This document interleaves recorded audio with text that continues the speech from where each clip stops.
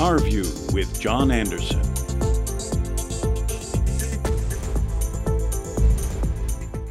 The minimum wage is a hot topic this month.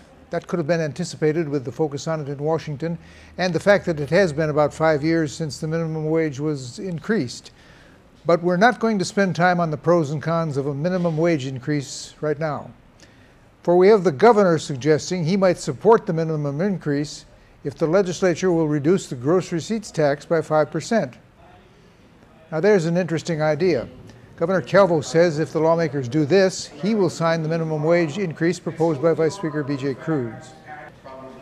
We have no idea how the numbers might work out, but we were listening to a discussion Ray Gibson had the other day with some of his K57 listeners, and it took us back 20 years or so to a similar conversation we had when we hosted The Breakfast Show.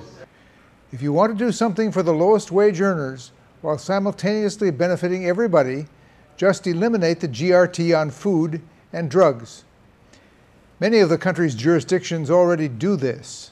Food is a necessity after all, and prescribed medications are not exactly an optional expense.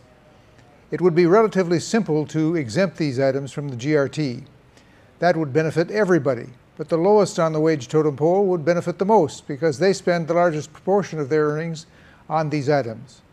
So leave the minimum wage alone and just exempt food and prescription medications from the GRT.